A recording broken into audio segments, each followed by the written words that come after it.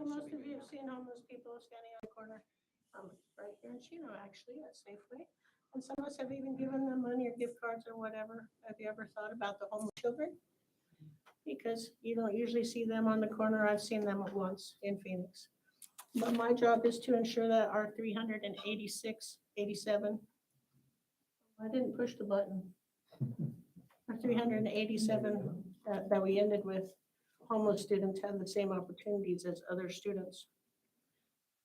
Most homeless children in Chino Valley, Prescott and Prescott Valley do not live in boxes or on street corners or in cars. Most of them live with someone else. It's called doubled up. Most of them are with grandparents, but we do have other family members that are raising them. In America, 1 in 45 American children experience homelessness each year. In Chino Valley, it's 1 in 18. The Evento Act was passed in 1987 by the federal government to address the challenges that children who are homeless face in school each year. And under that law, all districts are required to have a homeless liaison, so that is what I do. McKinney-Vento Act says that children and youth who lack a fixed, regular, and adequate nighttime residence are homeless.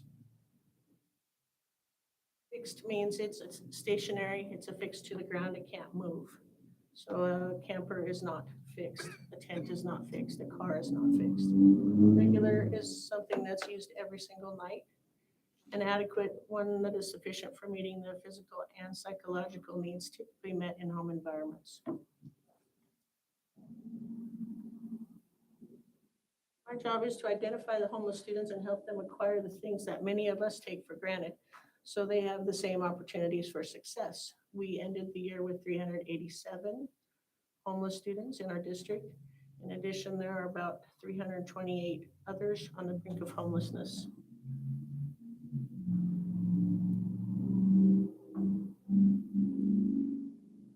This is what homelessness looks like. None of the pictures are our real children, but they could be. These are our real students, not the pictures, just the stories.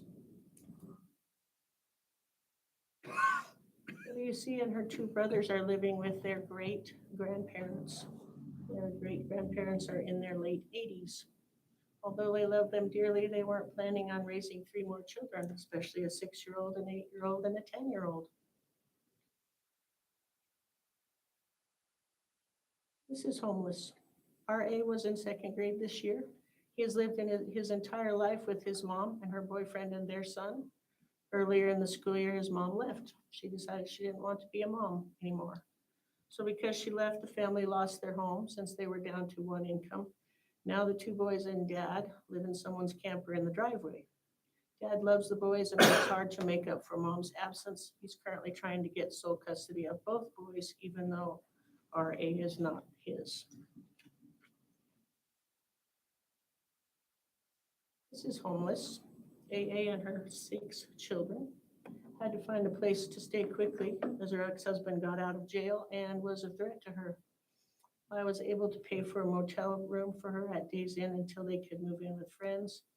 This was last year, and actually, dad is out of jail, and she went back to him, and 4 of the kids are now living elsewhere. This is also homeless. Most of our homeless students live with their parents in someone else's home. It's most often grandparents, but there are also people living with other friends or relatives. One household currently has 5 adults and 12 students in their house. It's a 3-bedroom trailer. ST graduated 2 weeks ago. He and his mom moved 13 times in high school. No teacher, staff member, or fellow student knew of his predicament until he began applying for scholarships. When I approached him, he told me he didn't want anyone to know that he's been homeless, so he used his dad's address. He didn't want anyone to know that his mom made some poor decisions. Instead, he worked after school and on weekends since he was 12 to help his mom make ends meet. He will be attending ASU in the fall, hopefully at no cost. I can never repay you, he told me at graduation as tears dripped from his chin. This is also homeless. Students who live in homes without heat, electricity, or running water are homeless. The home does not provide an adequate nighttime residence. Several students in our district live without electricity, and one that I know of has a tree growing in the kitchen because it's a dirt floor. Most of the homeless parents I deal with have a job. Most take good care of their children. Most want a better life for their children. They just can't do it for a variety of reasons. My job is not to judge them, it's to help the children. So my office is like a mini Walmart. It's right next door, room 10 at the high school, because I have a little bit of everything that students might need, except the house. Everything is donated by generous people like you, and everything is free for students, parents, and staff who need it. I don't know of anyone else who has underwear, cans of tuna, or deodorant on their desk. I offer it. If it's something that the kid might need, they can get it in my office, so please come visit anytime. We have a back to school fair. This is last year. Almost 400 students received a backpack filled with supplies for his grade level, shoes and socks, a pair of jeans, underwear, and a shirt to start the school year prepared. This year it's on July 15th. If you'd like to help, please come. This is our stocking stuffer store. In 2019, we had about 50 parents come. It was in this room. It worked out really well. In 2020, there were over 100 student stockings in this room. The 2 years since then, I had to go somewhere else. Last year, we had 282 stockings stuffed with toys, hygiene products, and snacks.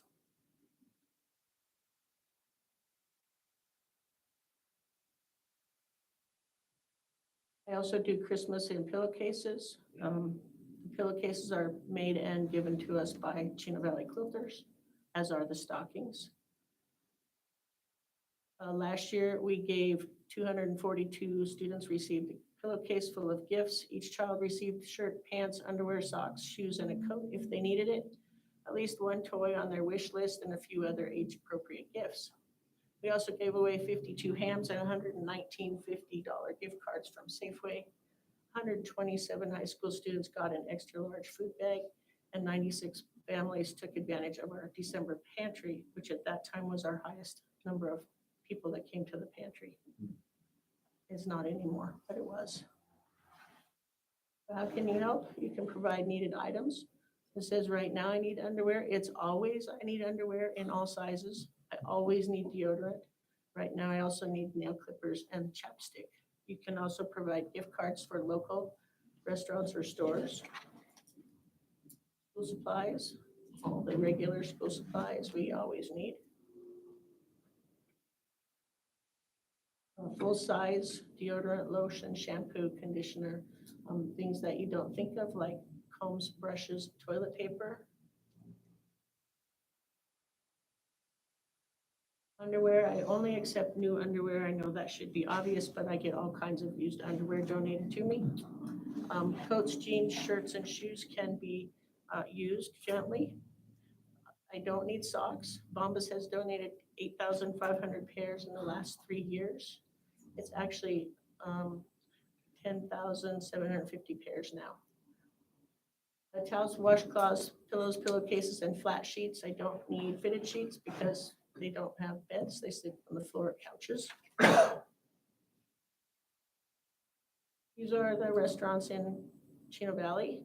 I do give them to our high school students. I also give them to all the coaches so that no student has to go without eating on sports trips. You've probably seen commercials asking you to sponsor a child in some part of the world that you never get to see. Well, this is my commercial to ask you to sponsor a student in Chino Valley. You'll never meet the child, but you'll hopefully receive a thank you note or drawing from your child. And you will know that you're helping one child be more accepted and hopefully more successful in school. The cost is $190 for student ages 3 to 12 or $230 for student ages 13 to 18. Every month they get a specified gift, a new outfit, a pair of shoes, socks, their Christmas gift, a swimming suit, a coat. They also get an age-appropriate gift with most months' gifts, depending on if I run out of time before I get them picked out. And also donate money. There are two ways to do that. Charitable donations can be made to Chino Valley Unified School District designated for the homeless program. That is not a tax credit, but your donation is not limited. If you need a tax credit donation, it needs to make it to the Chino Valley Education Foundation, single up to $400 and a married couple up to $800. Thank you. And then I also have what we've done this year. This is a Kaylin's Closet recap.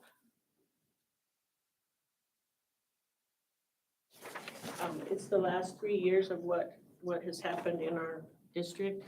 So we have total 508 homeless students this year. Those are including the ones that moved away. That's 21% of our student population.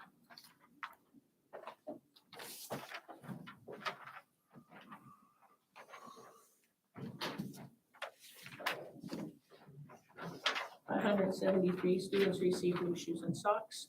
407 students got a weekend meal bag at least part of the year. Parents of 638 students shopped at one or more food pantries. Our last one was our largest. There was 176 students were represented. 381 times this year, parents shopped in my classroom. 395 times students shopped in my classroom. It's usually high school, but not always. The sponsor student program, which I just did the commercial for, we had 109 students sponsored this year. 103 students received bikes and helmets. 291 received a stuffed Christmas pillowcase, 265 a Christmas stocking. And I also donate socks to the Chino Valley Police Department. All officers have them in the trunk of their car to give to people as needed. And the last thing I have for you is for you to read at your leisure. It's my first newsletter. You are the second recipients.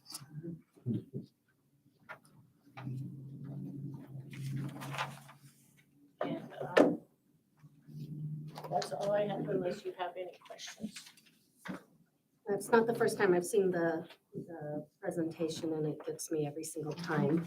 However, do you have a breakdown of the students as far as the age groups? Is there one population that's higher than the other? Typically, territorial and the high school. Because the high school, they get kicked out when they're 18. Territorial, the parents are young, so they move back in with mom and dad. But that's not always the case. Right. But I do have broken down by grade level if you want it, but I don't have it. Just curious. Any questions or comments on this one? I was gonna say, if you go buy a pair of shoes, it wouldn't matter basically what size it is. You can probably I find some. can find someone who needs every size, yes. I take all sizes. We have the Big Brothers Big Sisters bins right out in the parking lot. So I do get lots of old lady clothes. And those go right in the bin out there because the kids won't wear them. But anything the kids will wear is in my store. Any comments or questions? I'm just sitting here stunned. Store is free. Store is free. It's all free, yes. Chris, I actually do have one question. The sponsorship of the older younger kids, how is that done? Directly to you or through the office? Needs to go through the Education Foundation. Mhm. And then I match you with a student. I give you their first name, their age, and their likes. You don't have to buy anything. I tried that the first year and people forgot to buy their stuff, so I buy everything, or I have shoppers that buy it. And then the parents come in and pick it up, and the student hopefully writes you a thank you letter. So if I dropped you a note, you could give me the foundation contact person for that? Oh, just write that it's me. Oh, okay. There's a mailbox, foundation mailbox in the hallway here that you can drop it off. Cheyenne will take it. Yeah. Or you can put it in my mailbox too. You just write sponsor a student on there. Thank you. We really appreciate what you do, and it's definitely hard to see from I know it is for me. It's not a fun one job. Yeah. But it's very fulfilling. And I was done teaching. I just woke up one day and I was done. And Cindy talked me into this, so thank you. I know that the Green Bag Pantry is this weekend. Can you maybe describe a little bit about what's going to happen and how quickly and how much goes? And- We also do the Food Neighbor program, which is the green bags. I'm sure you've seen them. If you haven't, you can go in Cindy's office after the meeting. There's You plenty can't in actually there. go in, you can peek in the window. We collect those every 8 weeks. Every 8 weeks, we collect the bags. We skim off the top what can be used for the weekend food bags that go home with the students. Whatever's left, we separate onto the tables in the cafeteria at Chino Valley at Heritage Middle School. And at 11, we start that at 8:45. At 11 o'clock, we have invited parents. This week I invited 583 parents. No, parents of 583 students. They will come in and get whatever they need for their home. There are limits on some of the foods because we don't have enough. It will be gone by 12. And we collect around between 5,000 and 8,000 pounds of food. And it will be gone in half an hour. In 5 years, I've noticed that a lot of the people who are lining up are grandparents, because we have a lot of grandparents in our community who are only living on Social Security. And if you think about it, they were banking Social Security on wages that were $1 an hour. And so they never expected to raise a family on that kind of money. And so they start lining up 3 hours before the pantry. A lot of times they're there before I get there on Saturday morning. I get there about 7:30 and there are people coming when I get there. And in the 5 or 6 years we've done Food Neighbors, we've distributed over 500,000 pounds of food in the community. And we still have the meals that they're distributing during the summer, breakfast and lunch, am I right? For the- If people can get in to get them. And those are free for ages first to 18 and $3 for adults. That's a territorial school. Thank you. Thank you. All right, next is item 6B, superintendent's report, Mr. Shaw. You have the superintendent's, my memo in front of you, hopefully. In your booklet, there should be the parent survey that is part of our classroom site fund performance pay that we have to do every year. It's a phone call. Some of you probably got it. How do how would you rate your child's education at whatever school? And it's good, it's excellent, good, fair, or poor, or a no answer. And what we tend to, and there's longitudinal data over the last several years in your book. What we saw this year was a shift from poor and good, a slight shift from those two categories to from poor and fair to good and excellent. So there was a slight shift from the lower two to the higher two. Well, that's good. Yes, yeah. I was very pleased with the results in general. So, and that's something we do every year. It's just a phone survey. All they have to do is press a button. John, as you know, I love the numbers. So in my opinion, it's either that the respondent is positive or negative about their child's school. So I combined the good and excellent numbers and did them as a percentage. The really good thing to read is that almost every year on every school, 3 out of 4 people were positive about their child's school. And that, to me, that's the critical thing. Mhm. It's gone up and down a little bit, but there's very few years in which less than that combination of set is Yeah. less than 75%. I do want to say, and I don't know if you noticed this, the number of respondents seem to go down this year. And I'm actually going to take that as a good sign. People tend to want to respond when they tend to be more upset or negative about things. And so the number of respondents going down, I don't think that's necessarily a bad thing. Anyway, that was mostly I think at the high school. That was the case in the let's see, was at the high, I think it was high school. So anyway, yeah, at the middle school it went down significantly. Both at the middle school and high school went down significantly. So the number of respondents did. So any questions on that? Attached to this memo on the last page, I was asked last meeting to provide some teacher retention data. And so I want to thank Shelley Daly, our HR coordinator, for pulling that information. She pulled the raw data and I kind of went through and summarized a little bit. We really had 3 broad classifications: certified staff, which includes our teachers, therapists, teachers on assignment, and counselors are all in that certified group. We have classified, which is everyone else except for administrators. So those tend to be our hourly employees, paraprofessionals, bus drivers, custodians, facilities, administrative staff, hourly administrative staff. Then we have administrators, which include our exempt directors. So that would be principals, assistant principals, the 3 of us, and Larry's in that group, exempt directors. So what we found, and a couple things about the certified staff, we had 24 certified staff leave, all teachers, all classroom teachers. So it wasn't, even though that category includes therapists, and, well, actually there was 1 counselor that passed away, but everyone else was a teacher. So that was interesting. So when you take out the total number, we have about 120 teachers. And so that percent leaving of teachers is really around 20%. Our classified staff is a little bit higher. I think that's just because classified staff, it's easy for them. All they have to do is give 2 weeks notice and they can be gone.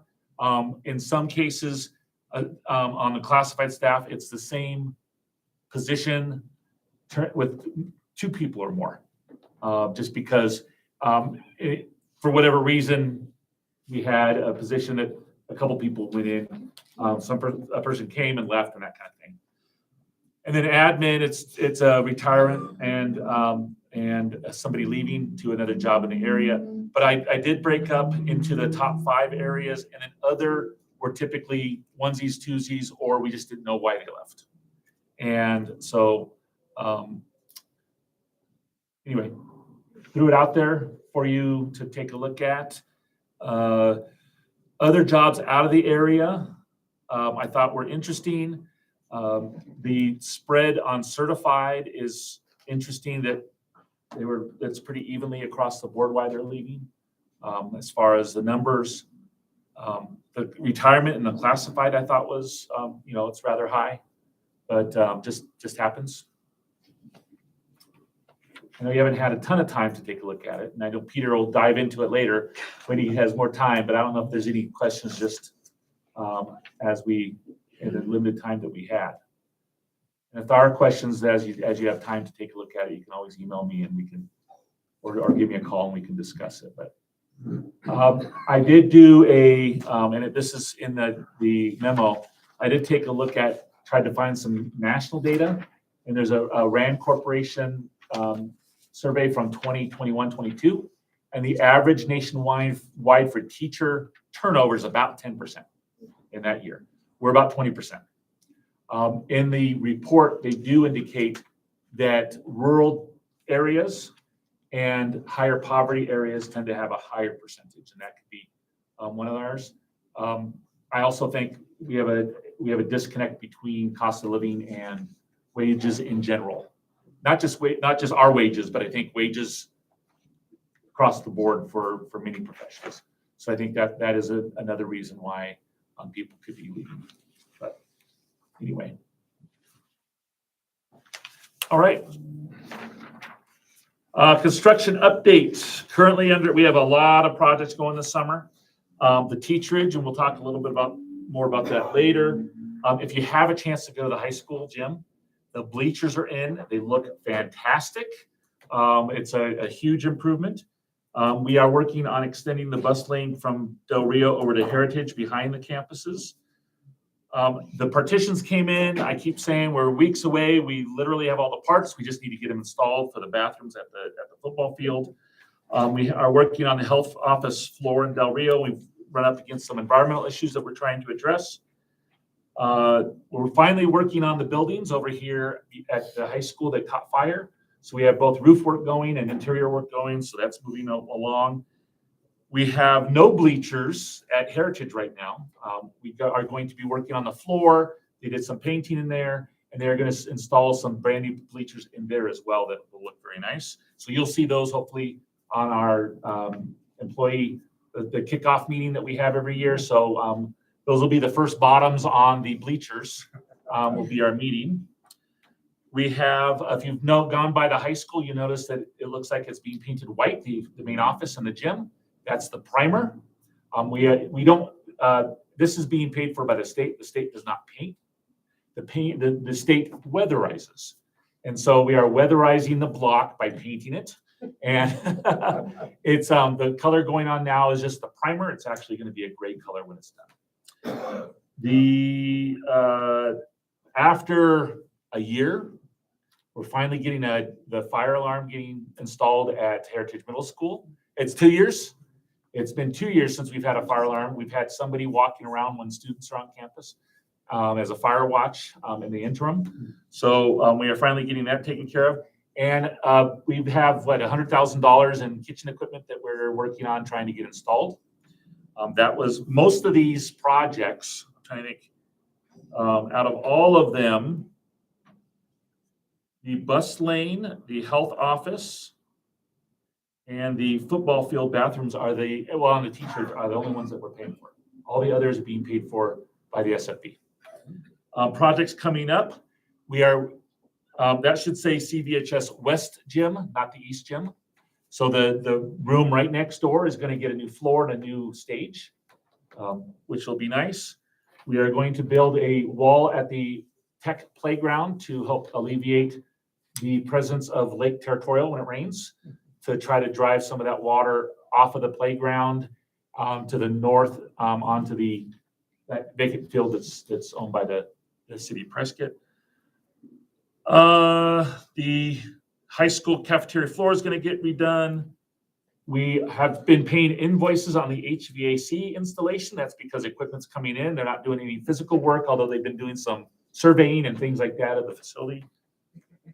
The DRS paving lot, or the paving of the parking lot is moving forward. It's at the town right now. We think it's going to be approved quickly, and we can move forward on that. The gym at the high school is going to get new air conditioning. The farmhouse roof needs some repair from some weather. At the time they do that, they're going to do this roof as well. And the general district roofing project will kick off shortly.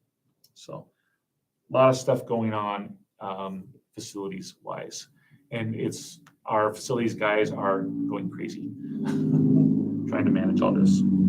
So any questions on that? Job security. Strategic planning process. A couple of you were there for the meeting that took place last Thursday. I was very happy with the attendance. We invited about 20. 14 came. We have another 4 that are going to come at later meetings and another 2 that just didn't respond. So really appreciate Marcia and Cindy for attending. We also had the ASBA facilitators that came. There's 2 of them and myself.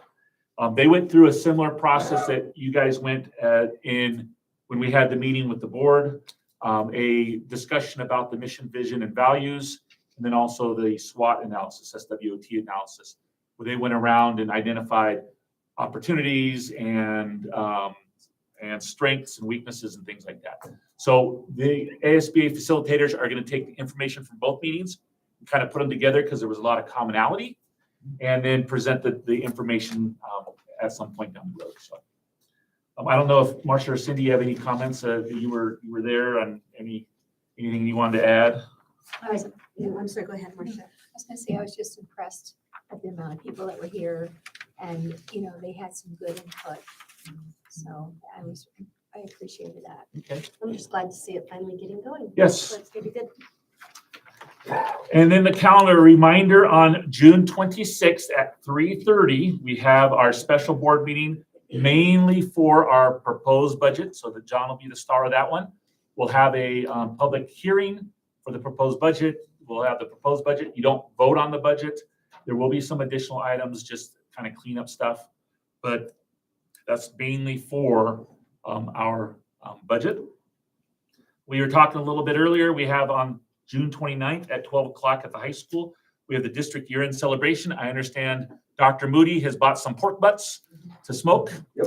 So we're gonna have some shredded pork, and smoked pork and fixins. So that'll be on, at the high school. Hopefully the weather will be nice and we'll have that outside. Then the 30th is the end of the fiscal year. I know John's gonna be busy on Saturday, getting those POs out on July 1, for the new fiscal year. We have a different date for our July board meeting as a reminder. That's gonna be on the 13th, normal time, but that's to accommodate the separation of time that we need between the proposed budget and the adopted budget. On July 31st, we have a convocation, our all-staff meeting. Things will really kick off at 9. If you want breakfast, come before 9 o'clock. We'll be doing breakfast.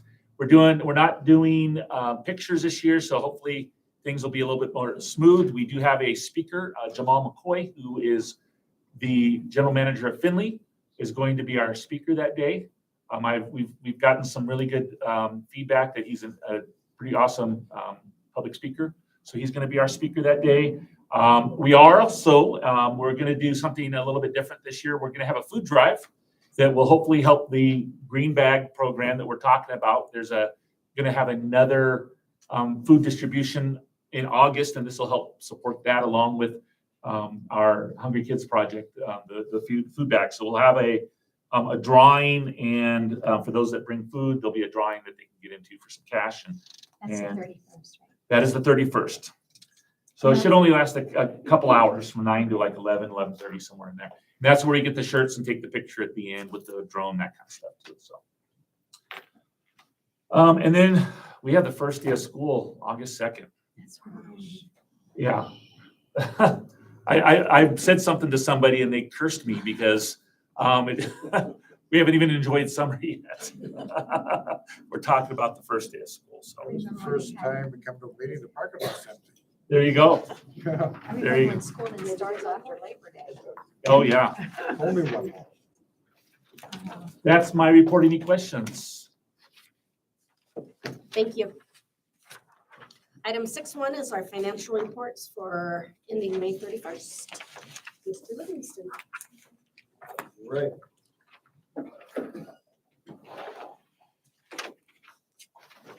So if we take a look at the month end of May 31st, we see there's one more operating month left in the year. A lot of things go on with staffing, and we have an option that's been here for 35 years that I know of, and we call it balloon payments. People that want that money to take them through the summer, and we have all staff that does that now, from, I mentioned, 4 different types of staff. Everyone that stops working May 31st, when students leave, or even before that, can still have pay annualized over the summer. So a lot of payroll to come out in the month of June.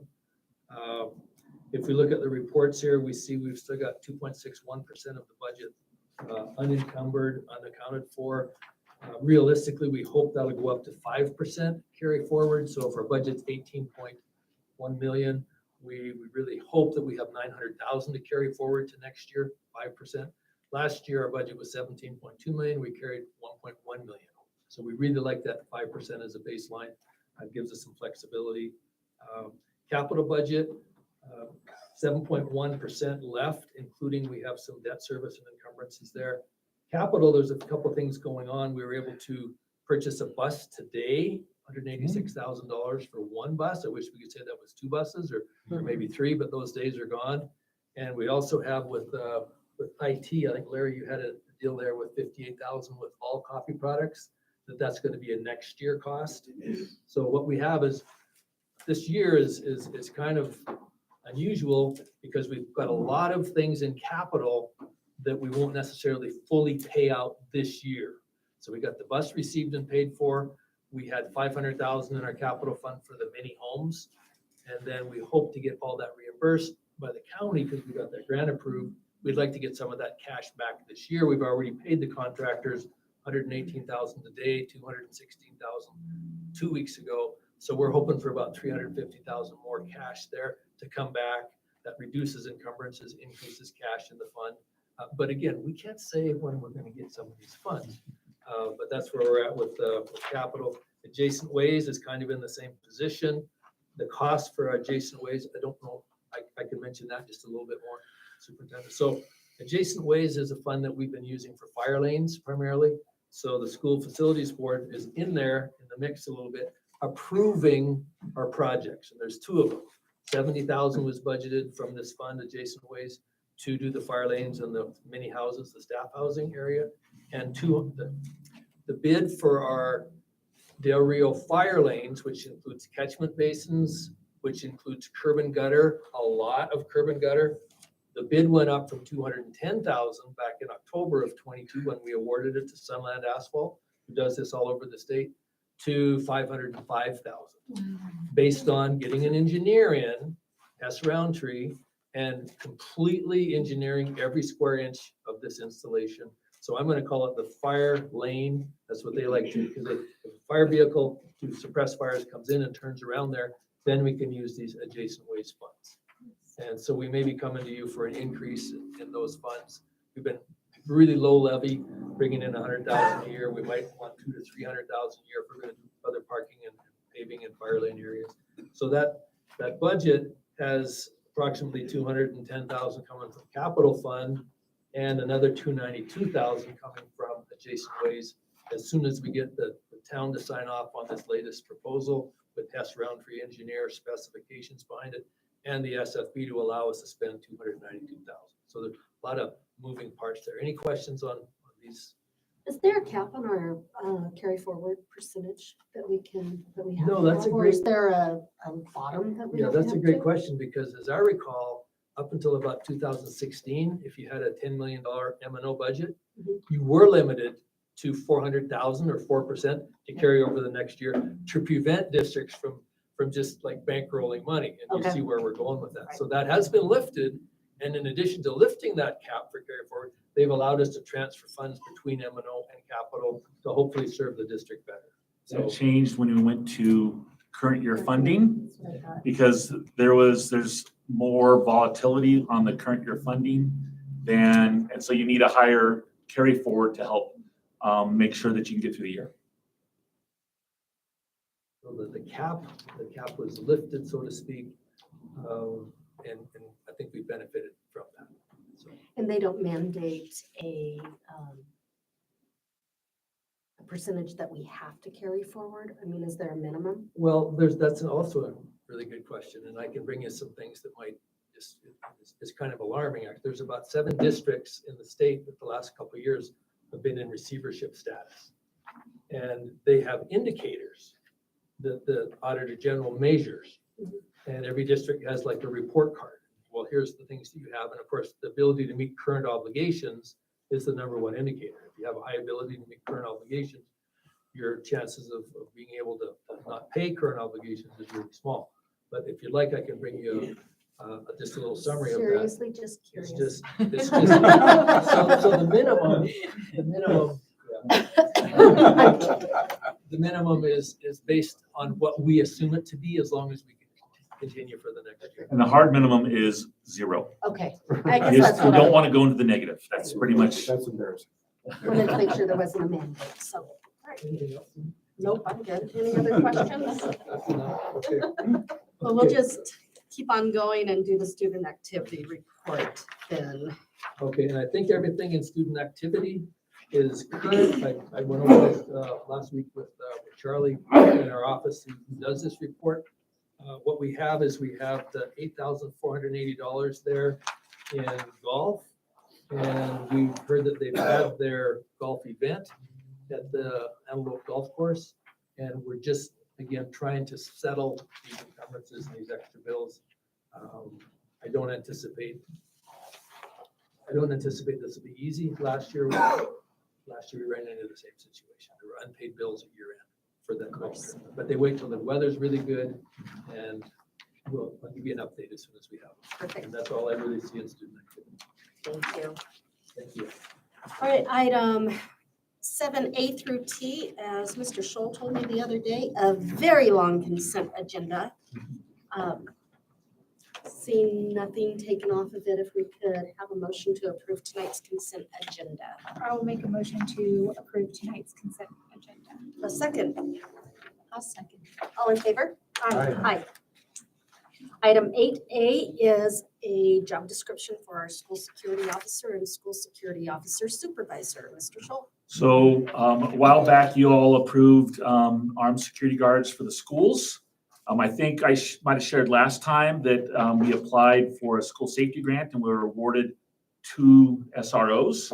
And we had a very good meeting, I thought a very good meeting with the police chief and 2 of his lieutenants today to kind of discuss this and go over whether we do SROs or they're down a handful of officers already. And so they're helping us out by trying to identify some people that may want to be an SRO or a school safety officer that are former officers because the school safety officers are required to be reserve officers with somebody. Our preference is the Chino Valley Police Department. It doesn't have to be, but that's our preference. And so working with the police department, we've identified some tasks on how to move forward with this. And of course, their preference is to put paid officers in there, which is fine with us. We just don't know if they can find them. That's the issue. But in the meantime, if we have to have, and we will have at least one, because we'll have one officer, security officer, our current position that will maintain, probably a territorial. These are job descriptions for that school security officer, and they're depending on the configuration, there would be a supervisor as well. So these are strictly the job descriptions and something that Cindy needs in order to put into the grant paperwork. And we'll be coming to you on the 26th with some salary ranges for those positions so we can start filling those jobs. Could I have 2 questions? Ask away. First of all, what is the hours proposed for these officers? Monday through Thursday, 10 hours, whatever the schools. Okay, so it's a standard 40-hour week. Yes. Okay. Only question I had, and that's both on the officer and the supervisor. If you look under education and work experience under first aid, the last line under that, it shows as preferred. Why isn't that required? We don't, because we have other health professionals on campus that it could be required, but we have other health professionals on campus that take care of that. Well, I understand that. but Uh-huh. In my opinion, these are the guys that may be there when that is needed right away. Uh-huh. And I know a lot of jobs require that rather than just preferred. I personally would think that it should be preferred that they have that certification. If you want to make a motion with that change, we can do that. I don't think that that's an issue. Well, that's something we can make like they can get certified, correct? They can get CPR certified. So you're Oh, yeah, we have, Yeah, If they didn't, yeah, they didn't have to it. be hired, but then we Yeah. could have them do it afterwards. Yeah. Is that what and you're we do saying? that all the time because we have a number of positions that require CPR, some of our special ed, our bus drivers, things like that, and we do the training. So all that I think that would indicate is that they can get hired and then we'd have to train them to do that. Okay. Yeah. All right. Was there any other observations in here that maybe some changes or additions or deletions or I's dotted? So all I hear is that preferred would go away. No, I The word changed, preferred would go away. yeah, whether it's required, some of these are required, so whichever works grammatically correct, either take the preferred away or say change it to required. Okay, And you can make the motion. Yeah, I'm happy to. Why don't you make a motion, Peter? I'll make the motion that we approve the job description for security officer and school security officer supervisor with a one change that the first aid, stop the bleeding, or CPR certification be required. A second? Second. All in favor? Aye. Aye. Item 8B, reorganization of Information Technology Department. Are you? Why don't you, Larry, why don't you come up? It was your Larry. request and we'll have you talk about it. All right. Thank you, Madam President, members of the board. This was something that I approached Superintendent Scholl with a little while ago, a few months ago, really. It really was sparked by the cyber portion of what we just talked about, security. It has become a very large endeavor amongst all school districts. Last year, our insurance company, the trust, dangled a few carrots in front of us to get a lower deductible. This year, in preparation for next school year, there were 7 requirements that were going to be mandatory, or you don't get cybersecurity insurance at all. So these were not, some of them were minute, a lot of them were bigger things, culture changing items that we're kind of dealing with a little bit in our everyday lives, things like multi-factor authentication. It seems to be our bigger one. A lot of banking institutions have used this for a while now. That's basically when you put in your username and password to get into, say, your email. It's going to say, well, we just sent you a text message to prove that you are actually who you say you are. It requires something you know, something you have, like a cell phone or a little something maybe on your keychain, or say something who you are, a biometric, a thumbprint, something to that effect, because they really want to know. That's going to be implemented this summer. Along with that, there was still increased backups, various things, updating your computers, things of that nature. We want to make sure that we're not Flagstaff a few years ago that had an attack and had to shut school down for a few days until they could figure out what was going on. My concern was that, again, these are not small things, and to fit that on top of my position or my department was a little hefty. These jobs in the outside industry start at 6 figures. There are not enough people out there to fill the jobs. Therefore, if we're going to have to take this upon ourselves, it really wouldn't be fair to shuffle it upon somebody as, other duties as required. This was far beyond that. So speaking with John, we thought that this would be a good time to maybe transition one of my current technicians and to officially fill those roles. So that way we weren't taking advantage of anyone.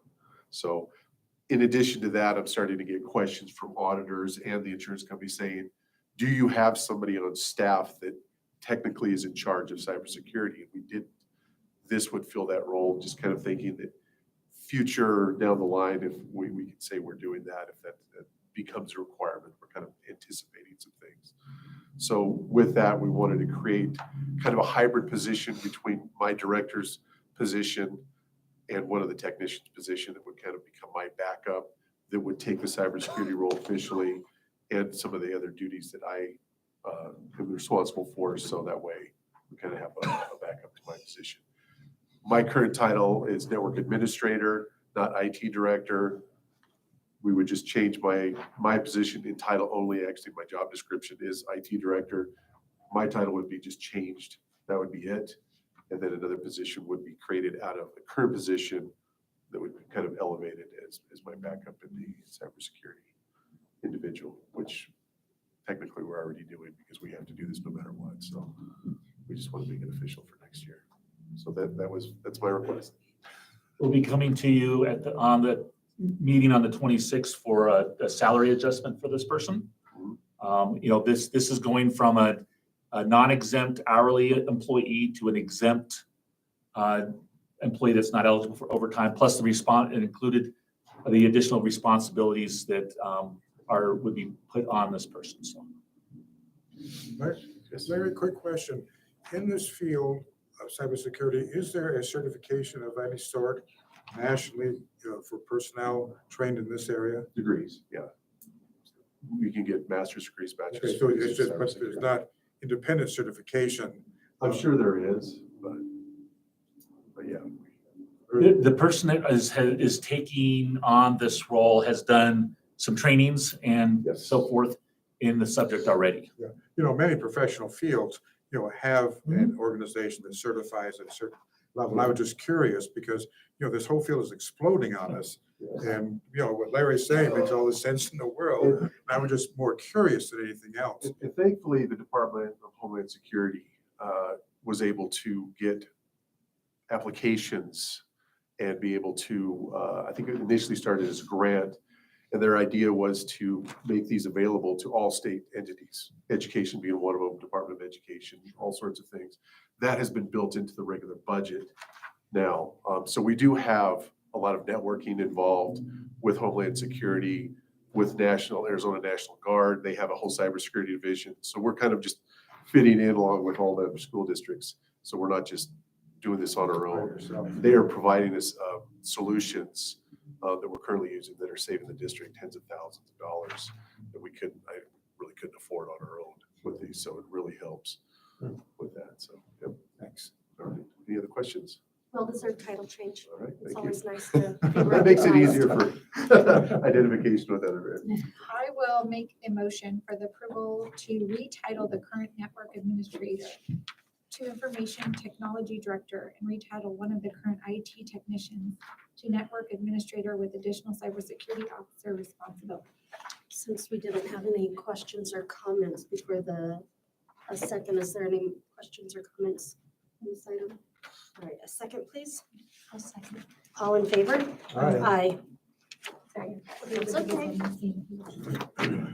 Item 8C, our high school and middle school coaching stipends. This is done on an annual basis. The coaching stipends are a percentage of our base salary.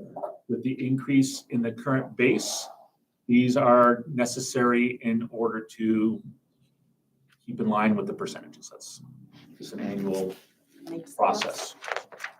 All right. Any- Anyone on this side? Any? So they get this yearly? They get this yearly? This- Actually, that it's for each season. Okay. So there are coaches that coach multiple sports, so they could get multiple stipends. But that is just and I think it's listed by season on as well. All right, good. I'll make the motion for the approval of the 2023-2024 coaching stipends. Second, please. I'll second approval of 23-24's coaching stipends. All in favor? Aye. Thank you. Item 8D, hiring multiple farm workers at the CAC. Mr. Prevea. Good evening, Madam President, members of the board. Come to you this evening to request the ability to hire multiple farm workers. Needs at the farm are kind of continuously evolving in what we're doing and what we're in need of, and how we want to manage the farm. And so how this would potentially work would be, we would have the opportunity to hire multiple farm workers at the farm, similar to a pool of substitute teachers. And as we have an upcoming harvest coming up, or we have an upcoming, even after a harvest, we have field preparation that needs to occur, and we have some routine maintenance that we need to make sure that we're addressing before a potential harvest. We'd be able to call on one of these farm workers to be able to come in and fulfill our needs.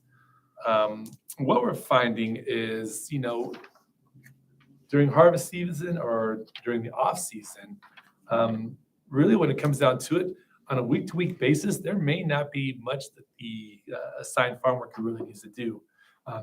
Let's speak of the summertime. Summertime, our farm manager, Mr. Holder, along with our student interns, they can do routine maintenance on the farm, whether it's just prepping machinery for the upcoming harvest, maybe it's repairing fence, maybe it's just simply weeds management on the farm. And so there's hours of time that doesn't necessarily need to be fulfilled by having someone on the farm 24 hours or 25 hours of the week. So by doing this, We're just kind of increasing our ability to have more workers onto the farm. We'd like to also request an increase in that hourly rates. By doing that, that reduces the total amount of hours needed throughout the, are required throughout the entire season. But we know that we can still fulfill all the jobs that need to be done by switching the model. We maintain the same budget that's currently allocated for it, maintains all the same budgeting codes, so nothing with that changes. And as Mr. Holder was kind of researching this across the state and really across the country as well, he's found that many schools that have acreages to manage, they've got multiple farm interns, and they even have multiple farm workers that they can call on to come in and get some work done on the farm. So that's kind of the purpose and the drive behind where we're going with the multiple workers. I love the idea. I I'm have some sorry. questions. Yes, yeah, I have some please do. questions. Okay, so I'm looking at this from like kind of a different perspective, and I'm hoping you can answer my questions. So coming from a ranching family, when you live on a ranch and you say you're living there, it's not your ranch. And so it's not, you know, Mr. Holder's farm, right? But he lives there rent-free, correct? So my understanding is a person that lives there rent-free, they're supposed to be the upkeepers of the facility. So where does that fall into hiring more people if he's living there rent-free? Shouldn't that be one of his duties? It is, and it is part of his duties of just this field, the first field that we harvested over there. He's running the mowers. As he's running mowers, he's managing kids to get other equipment ready to go. So yes, very good question. And so he's right there, making sure that pivots are, or excuse me, the fields are being watered. If you had a cattle that are there, he's making sure they're being fed, cared for, veterinary services as well. So he is right there with all the work. But when we get that circle pivot, that's an easy one. But it's when we got all the big fields that are being cut, that's when the hours get really long. Just because, I mean, they're big, right? And the mower that we have, I think it has a 6-foot arm on there. And those fields that are being cut, they are, I want to say one of them is 13 to 15 acres. The other one is a similar acreage. So when you're going up and down that field with a 6-foot mowing arm, it's a lot of hours. And so, we just need the extra manpower to be able to get that done. Likewise, when we're there working on the farm and they're in the harvest season specifically, we don't foresee having multiple farm workers there with us besides just one additional person. So we're not really intending on having multiple farm workers there during the harvest. It would be the farm worker, farm manager, which is Miles, along with several students. That was the clarification I was going to suggest also, is that you're not asking for a whole bunch of people right now. You want to be able to pull from a whole bunch of people Correct. when needed. Correct. And great clarifying question again, but not going to be multiple farm workers there at a time, in addition to Mr. Holder. Yes. All right, this is my question. Yeah, because that's a lot for one person. It is. And then when you're mowing that many acres with a 6-foot arm, it's a lot of passes. So, Anything else? thank you. Thank you. All right, we'll entertain a motion, please. I'll make the motion for the approval of hiring multiple farm workers with an increase in the hourly rate of pay. Second, please. Second. All in favor? Okay. Personnel report. You do have a supplement, so please refer to the supplement as well. A busy time of year. Part of it is some adjustments, like the supplement has quite a few salary adjustments. There's a number of resignations by default, which are just people that did not respond to a questionnaire or about whether they would be willing to substitute next year. So no response means you're resigned, basically. There's a correction of pay on that. A couple people said they were going to take a job and it just didn't work out. They declined the job offer when we thought they were going to. A lot of new certified, which is good to see. A fair number of new classified, some subs, a handful of resignations. Thankfully, none of those are teachers. Some certified changes, and a whole slew of classified changes. Most of those were salary adjustments. willing to take questions that anyone, and this came up, number 27, the slacker that was working number 20 is me.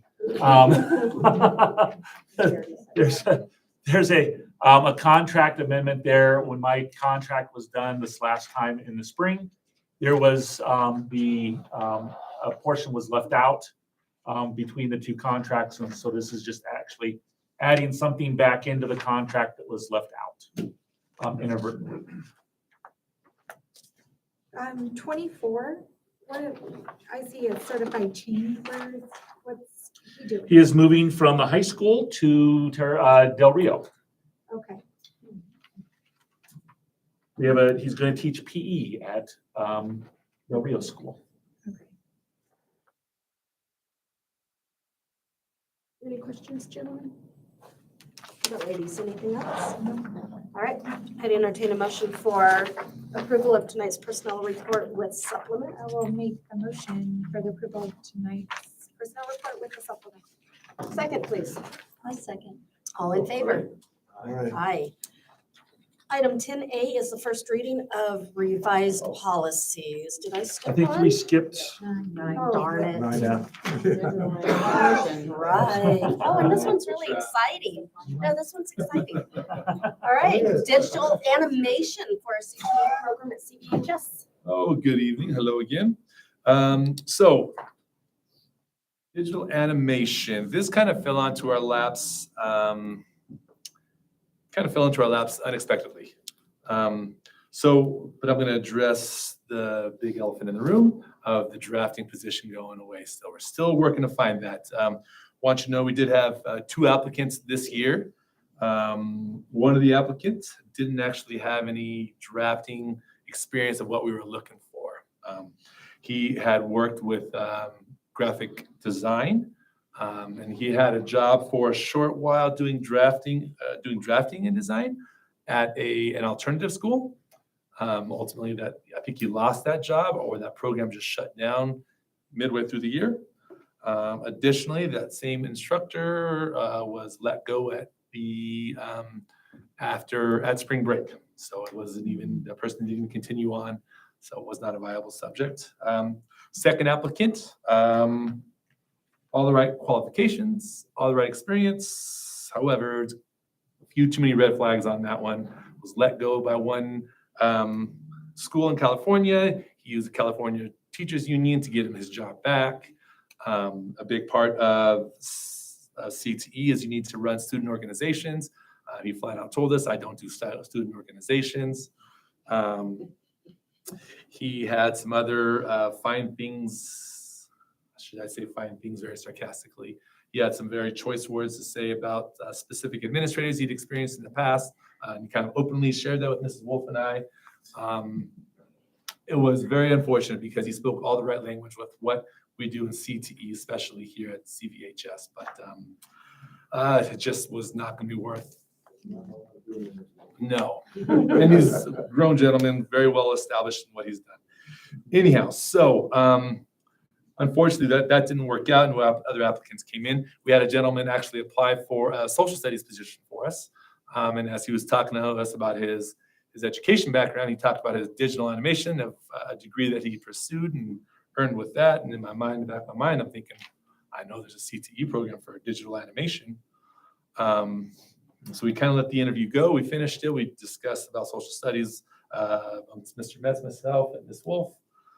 And then came back around to the topic and learned that he definitely did have a correct degree. He had all the required hours of coursework hours required of Department of Education to earn a CTE certification, along with the intern experience that would be required to have industry experience also as a requirement for the CTE certification. So everything was lining up. It was a matter of, do we have students who are going to want to fill this position or fill these classes? So I kind of threw out some loose student interviews and surveys and different pockets of kids. If you didn't know, besides Miss Hyatt having her one young lady do amazing things this year in art, our campus is full of artistically inclined kids. amazing how many kids you see doodling and drawing all over the place. So I started just running these informal interviews and surveys with kids. And I just kind of get overwhelming responses of yeses.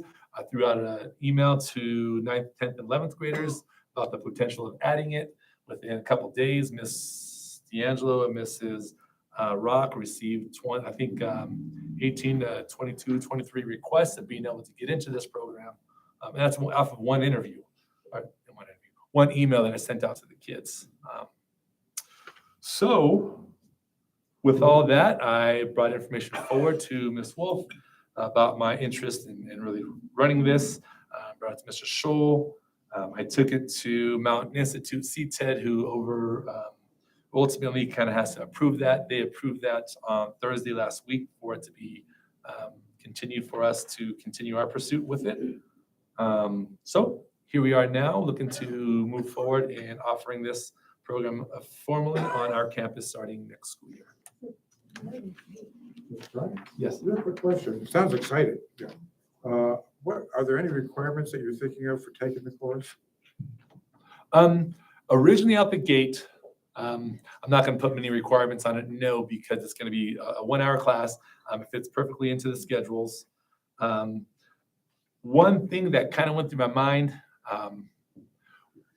and I've got a very strong interest in marrying this program along with our current art program that we have on campus, because Mrs. Hyatt is doing amazing things. We have Mrs. Gallegos, who's going to be coming over, also teaching some additional art classes on our campus. So as a potential, a thought would be to make kids, they would have to go take at least 1 year of art prior to getting into our digital animation, just as a prerequisite. I'm not sure I'm going to do that quite yet. It's going to take some additional talking through with Mrs. Crawford and kind of looking at this from a CTE enrollment perspective as well, to make sure that the program enrollment is sustainable to include system upgrades, hardware, and teacher salary with it as well. It is a 1-year course, both semesters? I'm sorry, no, it is a 2-year course. Well, 2-year course, Yeah. excellent. And most CTE programs do have the opportunity to expand into a 3rd year. But, on the front end, we'll have it as a 2-year course.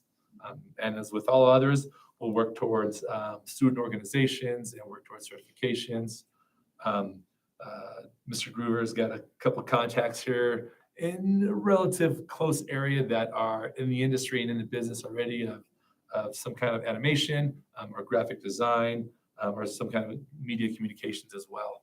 So we know we have some easy reaching people within that area. And I could see Matt Santos possibly being able to jump in and, just to be kind of on the advisory board with us on that as well. So, yeah. My dad was a drafting teacher for 35 years, so my bias is probably going to come out just a little bit. That's okay. And there should be drafting. Are there other districts that have something similar to offer? When you say something similar. Similar, a digital animation program? So Prescott High School does have a digital animation program. Nice. I spoke with and in fact, I don't think I even knew that my child goes to school there. I should know the CTE program, but my children are not interested that way. So, so anyhow, other than that they do, Mr. Ortiz should be sharing with me some of the curriculum that they have. He's going to look to get me in touch with her as well, so I can kind of start bouncing some ideas and connect Mr. Groover with that lady as well. The state had already provided me with the contact information for, I think, 5 or 6 other CTE directors who are running programs. So this morning, before Mr. Groover came in, as part of my daily stuff, I reached out to all those CTE directors. One person hit me back immediately and let me know there's some curriculum available on the Arizona CTE Consortium website. And sure enough, it was right there. So we got a lot of resources available and build it up right away. It's great. I think it's exciting. Yes, Mr. I Shaw. should have asked this when we were talking about it, but does Yavapai College have a similar program that kids could take this program and maybe go a 3rd or 4th year at Yavapai College? Do we know? They do. In fact, the lady who teaches for Prescott High School, she is dual, and she has the credentials enough to be able to teach dual enrollment with them. So What that could look like is, kids get a strong foundation here and lead into some of their programming there. And as they move into that, obviously they'd have an upper hand in what's going on in the course, skill-wise and technical knowledge-wise as well. So, I think it's exciting. Oh, really exciting, yeah. and it's So exciting where to we're at. really tap into our fine arts, because again, we've got kids who are incredibly gifted in that realm right there.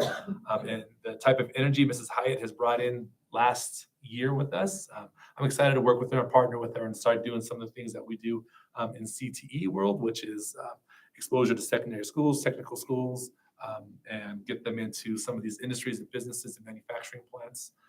So it's going to be exciting to kind of bring Ms. Hyatt into that and do the same thing with their That's going to department. be my question. Could they get a job right out of high school taking these courses? Yeah, there are various levels of those types of jobs out there. And I think in our area, immediate area, I think that's gonna be a little hard pressed, obviously. So that's no secret, but there's definitely jobs that they'd be able to fulfill with the experience, especially after earning some of the certifications that we will be able to offer with it as well. And as an example, we hired somebody to do a commercial that's on our homepage for tax credit. That's basically an animated commercial to talk about tax credits. And so that, especially something like this could be a freelancer and could work at home easily doing the work on their home computer for anybody all over the world. In fact, a lady that I'm friends with, met her through our daughters playing softball, and I coached her daughter in basketball. She is, I think it's Diana Legg. Anyhow, she does the coloring for The Simpsons, and she's right here locally. So anyhow, it's kind of a cool local contact that we definitely bring it into the picture with us as well. So, yeah.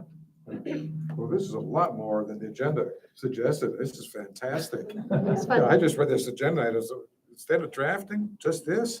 No, wow, this is, See the bias. yeah, this is. yeah, Does well, I have- hard work for me too, it really does. No, this It is really exciting. I don't know, maybe we'll be able to get Addie over here one day to start teaching for us part-time. She usually has asked me what it would take to get that. Oh, then I will be happy to. Any more questions or comments, gentlemen over here? How about ladies? No. All right, with that, I'll entertain a Thank you. motion to approve tonight's CTE program. I'll move to approve it. Okay, Move to approve the offering of the CT approved program, digital animation and hiring a half-time FTE teacher for the program. and a second. I'll second. John, I have All a in favor? question. Okay, Right. go ahead. Okay, I have a really quick question. Can we go back on something? No. No. We can talk about it, you and I later, but I don't think we can go back. I That don't was just my believe we question. can go back. All right, all in favor? All right. Aye. Now we'll go to revised policies. Again, first reading, Mr. Schultz. So it's interesting. This is something that Prescott Unified School District is going through right now. The first three policies, curriculum development, curriculum adoption, and textbook supplementary materials. And we've done this. We form committees and we have the committees do the curriculum reviews and everything else. These policies would now make these curriculum committees school board committees, which requires notification and it's subject to open meeting laws and things like that. And there's a attorney general opinion that's driving this, saying that curriculum committees are board committees. And so they have to follow the same board meeting notification and so forth as a school board does. There's some arguments against that. So there's concerns that it was politically motivated, and if you're interested, I've got some backstory that I can share with you. But that's where we're at. So there's really a attorney general opinion that's requiring that, and the others have to do with, I think it's just administering medicine to students. So it's nothing big. Something notable about that one is that it indicates that these are board authorized committees. And so if the board in a motion says, we're authorizing this committee to do this thing and bring these recommendations to us, they're subject to open meeting law. It's nebulous if they're more informal committees that haven't been formally authorized by the board to do that job. And we usually take the more informal approach. Right, Because but we the- include tons of people. right, but there's and then people are arguing So that, gray. this curriculum is invalid because it didn't go through the through the open meeting law process, so. You're making the whole process very bureaucratic. Yes, and Yes. murky. Yes. What happens if we don't approve this? Are we in Because, trouble with the AG? well, if we don't approve it, Plain. and we have a curriculum committee, which we have none right now in place, which is good. Doesn't impact anything we're doing now. Someone can come back and saying, you should have had this policy in place, especially since it was recommended by the ASBA, and we chose not to. We could be subject, depending on what happened, we could get our hands slapped, up to, who knows? Open However, meeting law violations, typically, you're given an opportunity to fix it. And then don't do it again, but it's kind of unknown. however, if we approve it, that does not say that we have to form committees, correct? There's nothing that says we have to form committees. Regardless. Correct. Fortunately, when's the next committee that we're gonna form? It may be a little while. I would say this, we have groups of teachers this summer doing things like working on scope and sequence, for example. It's not necessarily a committee to select anything because we've gone through all those processes. But for example, because we added PE at the elementary level, I have a feeling that this group that's working on developing their scope and sequence could come to us and say, hey, we think we need some curriculum. Wasn't an authorized curriculum committee. At that point, we could decide, I can look and see what people are using, make a recommendation. We could form a formal committee, go through the processes. So this mucks it up. I would say Do you that. typically have committees for all of the? Yeah, Good to because, know. because the people who are like boots on the ground, right? The teachers in the classroom who are using the materials every single day. We might have like an administrator like Mrs. Reeder, who was super well versed in elementary English language arts curriculum. The committee gets together, listens to vendor pitches typically, goes through different samples from vendor displays, chooses a couple that they want to pilot. We have people volunteer to pilot. Super transparent process in this district. We talk all about that. Everything's always on display. And then the committee will say, and Peter served on one. Yes, Yeah, math for math. test, yeah. And so, to that end, then the committee will say, to me, this is the one that we're leaning to, here are the reasons why, and then I bring a recommendation to you guys. It just has a bureaucracy of having to post the notices so No, much in I agree. advance and all that And sort of it- stuff. Pretty well Yeah. guarantees that somebody who knows how to run a meeting according to open meeting law always is gonna need to be present in every committee meeting. Mhm. So not approving the policy does not necessarily remove the requirement. I want to say that. But this is just the first time that it's coming in. Yes. This is the first, there is no approval today. Right, just a There- lot this of is just food for the- thought. Yeah, yeah. It's just murky. But Yeah. it's coming down the track. And like I said, that's one of the, it's going on, this argument is going on in PUSD as we speak. And there are districts that have been following a few who've rushed curriculum forward through means that were considerably less transparent than what we've done in this district. And it's ended up being something that was quite controversial compared to the values of the community. I think this is where it's coming from. I fully see where it's coming from. It just, Yeah, we okey are- dokey. We are kind of like, whoever wants to do this, come on, and we're pretty open about it. And like I said, it may not change the process. Just To Peter's point, it's gonna be the bureaucracy, the administrivia that we're gonna have to address. Posted and. Yeah. All right, well, that's just a first reading, so we'll just move on, unless We there was just any won't other take discussion on it. For another 27 years. There and you I'll- Three more, I'll be three more. Dead and gone by then. All right, item 10B is another first reading of our staff housing regulation.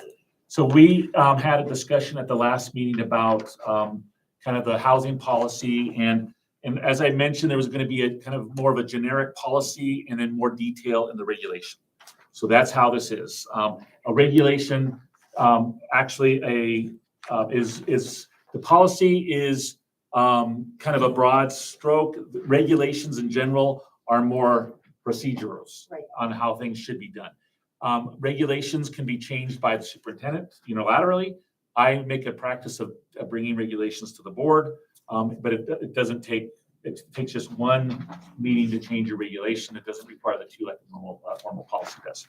So I found this policy, GCBDA, there's probably 3 or 4 districts that I saw that had this same policy. So this is the generic policy. I took under GCBDA-R, which is the regulation, some of what we had talked about and put it in the regulation form. There was a question last time about marijuana. We receive federal funds, and we need to recognize marijuana as a restricted drug on school property because of that. I think it's a good idea. This looks like just what we talked about. It last is, time. it's everything that we Yeah, talked about. exactly. And there's no. This, action on nope, this too. is not an action item, discussion only. Any further discussion on it? One of the things I will do is at the 26th meeting, we'll probably, I'll request you guys set a rent, because we'll be getting to the point where It's time. it's going to be closer to when we are going to need to start thinking about stuff.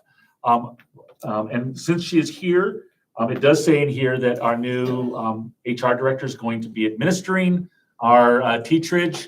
So She just can't get enough of it. that's going to be her responsibility as the new HR director. For those watching, that's Mrs. Wolf, current high school principal. You're welcome. Had teachers is 800 kids.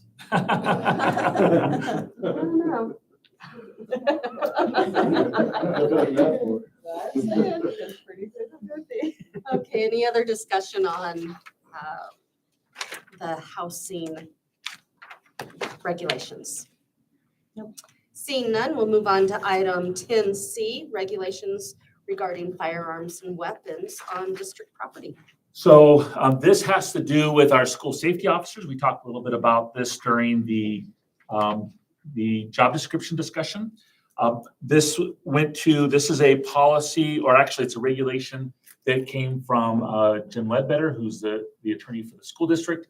He wrote this, and all I did was take it verbatim from this and turned it into a regulation. And it basically says that staff members who are authorized to carry weapons on campus can do so. Otherwise, you're not allowed to have a weapon on campus. Which is everything we've already talked about. Yes. This is a regulation.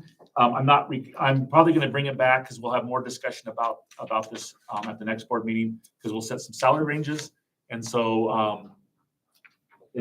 I think we had it just as a discussion and information this time, even though it's regulation, it's not going to be voted on.